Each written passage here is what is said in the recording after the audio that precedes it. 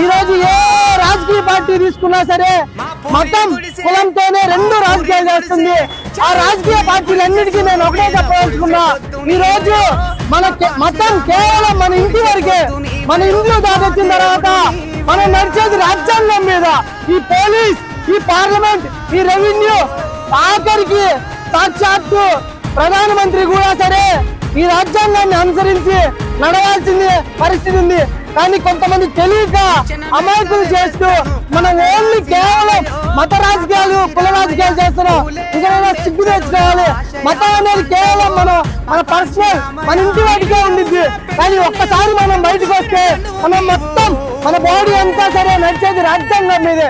ఈ రోజు రాజ్యాంగం లేకపోతే ఈ మనిషి లేడనే విషయాన్ని గమనించుకోవాల్సిందిగా కోరుకున్నా. అదే విధంగా ఈ రోజు బాబాసాహెబ్ అంబేద్కర్ గారు రాసిన రాజ్యాంగాన్ని లేకుండా చేస్తామని బీజేపీ చెప్తుంది. బీజేపీ దానికి వత్తాసు పలుకుతున్న కాంగ్రెస్ ఈ రెండు విషయాలు గమనించుకోవాలా. బహుజన్ సమాజ్ పార్టీ ఉన్నంత కాలం బాబాసాహెబ్ అంబేద్కర్ గారు రాసిన రాజ్యాంగంలోంచి ఒక్క పేజీలోంచి ఒక అక్షరం కూడా మీరు తీసేయలేరు. మీరు అది గుర్తుపెట్టుకోవాలని తెలియజేస్తున్నా. అదేవిధంగా ఈరోజు విద్యార్థులకి పుస్తకాలు పంచడం, 10వ తరగతి పరీక్షలు రాస్తున్న విద్యార్థులు కొంతమంది పేద విద్యార్థులకు బ్యాగ్లు, పెన్నులు పంచడం జరిగింది.